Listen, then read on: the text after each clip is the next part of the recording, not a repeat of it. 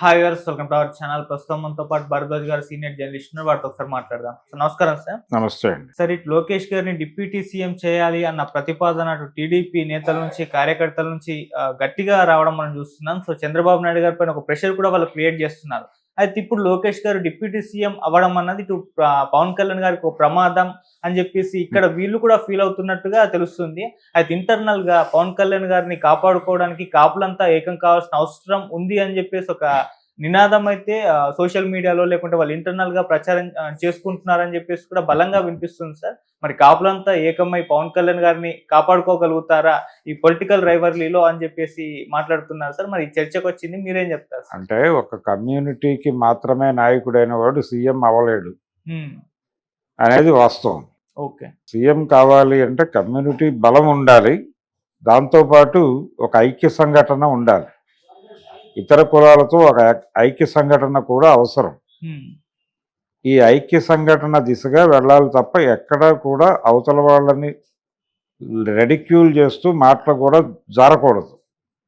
ఆ జాగ్రత్త తీసుకోవాలి. కానీ ఇక్కడ కాపు కమ్యూనిటీ అనే పేరుతో కొన్ని పోస్టులు కనిపిస్తున్నాయి.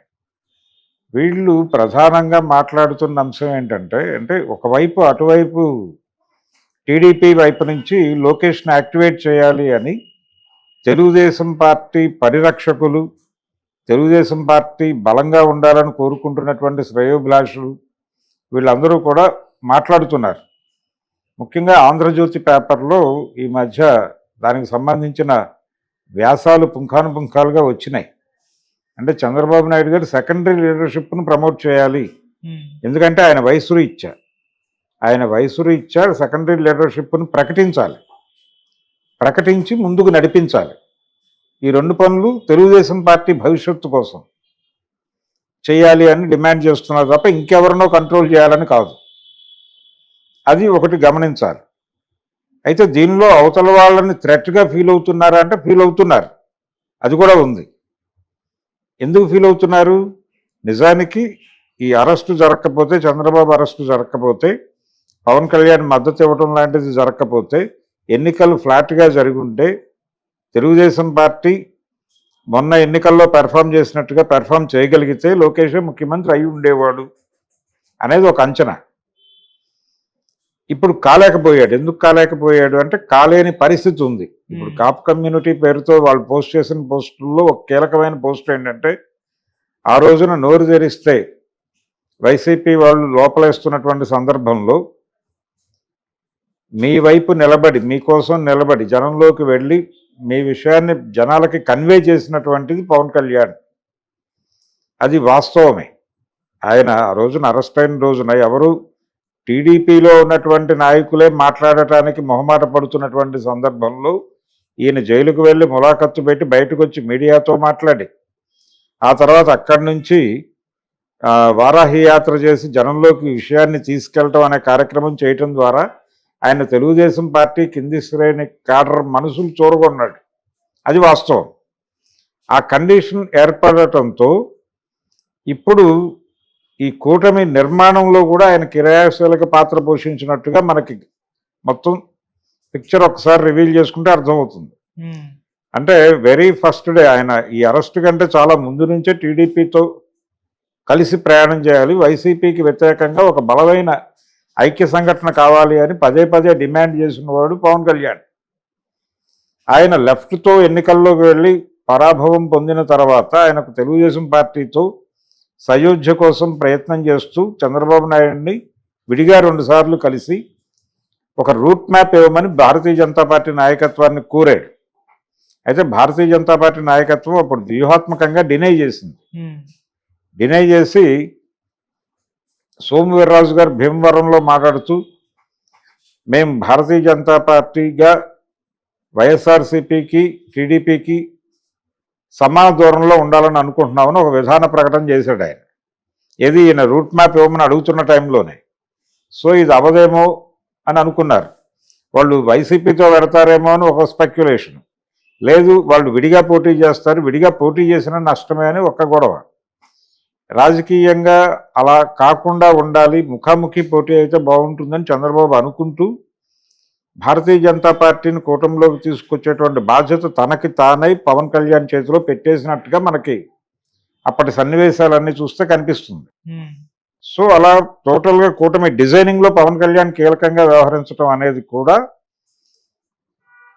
లోకేష్ను ముఖ్యమంత్రిగా ప్రకటించలేని పరిస్థితికి చంద్రబాబును నెట్టేయడానికి కారణంగా మారింది.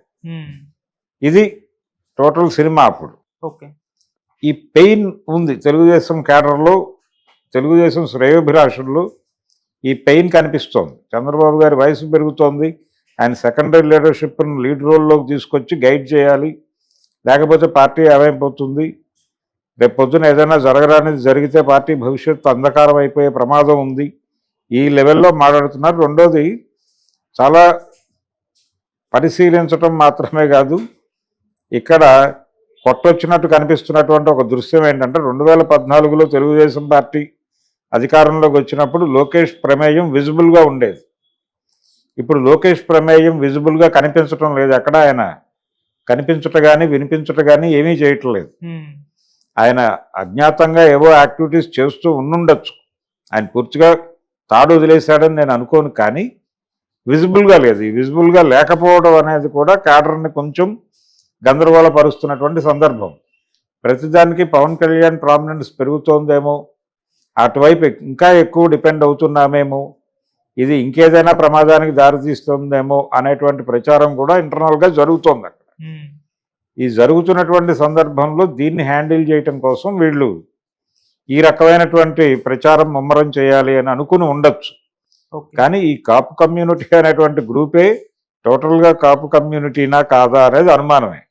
వీళ్ళు ఎవరో కొంతమంది యూత్ ఆ గ్రూప్గా ఏర్పడి వాళ్ళ ఫీలింగ్స్ని కమ్యూనిటీతో షేర్ చేసుకోవడానికి ప్రయత్నం చేస్తూ ఉండుండొచ్చు.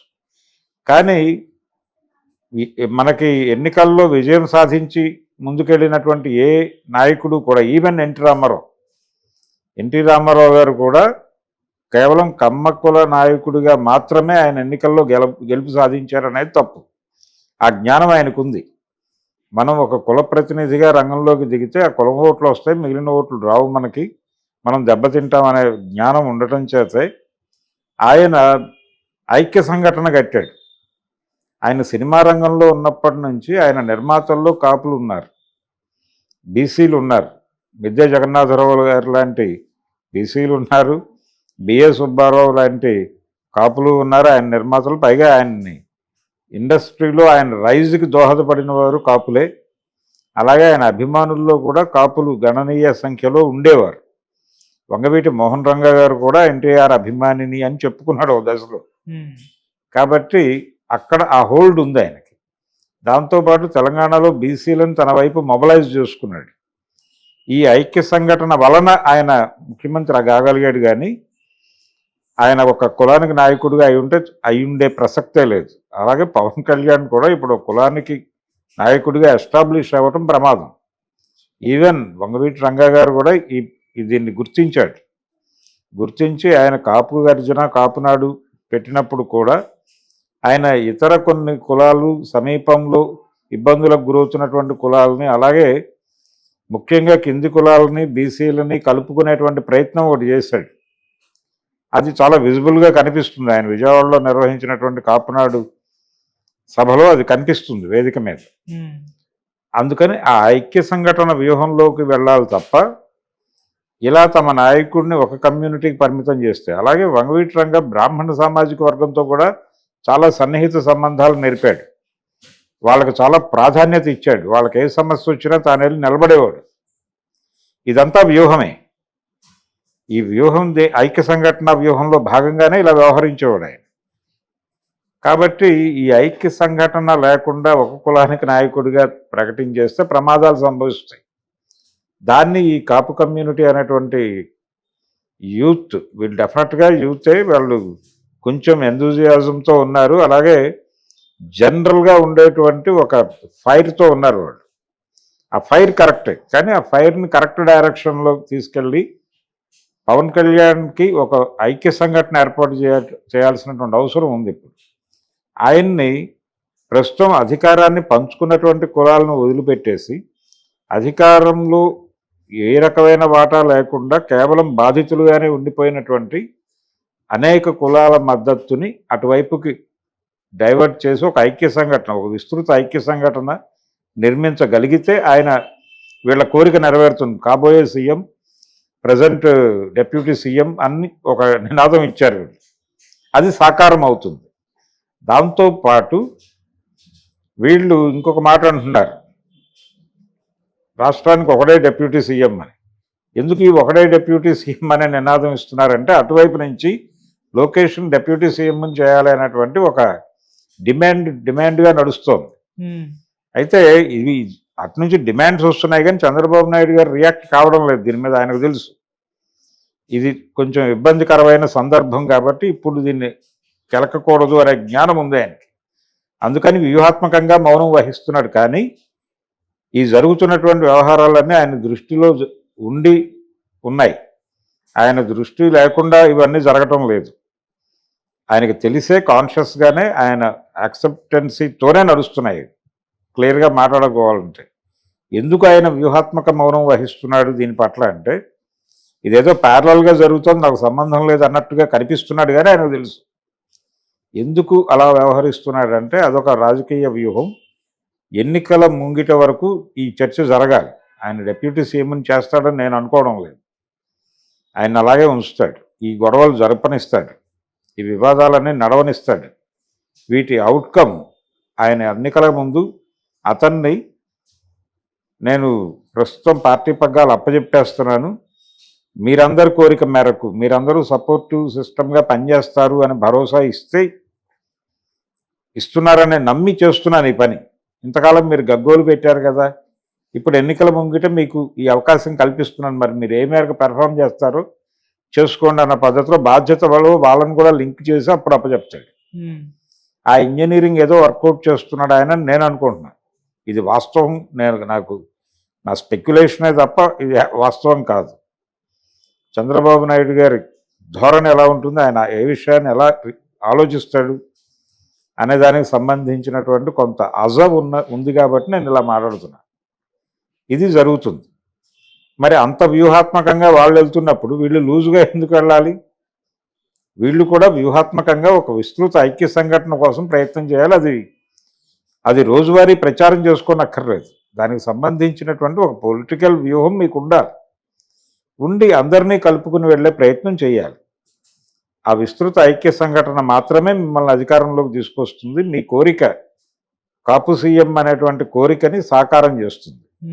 అంతే తప్ప ఇలాంటివి స్ప్రెడ్ అవటం వలన ఏం జరుగుతుందంటే నష్టమే జరుగుతుంది. ఇదేదో ఒక కమ్యూనిటీ అభిప్రాయంగా ఫోకస్ అయిపోతే అది ఇతరులని హర్ట్ చేసేటువంటి ప్రమాదం కూడా ఉంటుంది. అటువంటి ప్రమాదాలు చేయకూడదు. ఓపెన్ డయాస్లో మాట్లాడాల్సిన విషయాలు ఓపెన్ డయాస్ మీద మాట్లాడాలి. ఇంటర్నల్గా వాళ్ళు కూర్చుని మాట్లాడుకునేటప్పుడు మాట్లాడుకునేవి మాట్లాడాలి. ఇవి ఇంటర్నల్గా మాట్లాడుకోవాల్సిన విషయాలు. వీటిని ఎక్స్టర్నల్గా మాట్లాడితే ప్రమాదం. మీరు గ్రూపులు నిర్వహించకండి వాట్సాప్లో. మీరు వాట్సాప్లో వాళ్ళని కలుపుకోవడానికి ప్రయత్నం చేసి ఒక మీటింగ్ వేసినప్పుడు మీటింగ్లో మాట్లాడండి. మీటింగ్లో మాట్లాడినవి రోడ్డు మీద పెట్టద్దు. రోడ్డు మీద పెట్టేవి మీటింగ్లో మాట్లాడాల్సిన అవసరం లేదు. ఈ క్లారిటీ లేకుండా ఆర్గనైజేషన్స్ నడిపితే ఇలాంటి నష్టాలే సంభవిస్తాయి.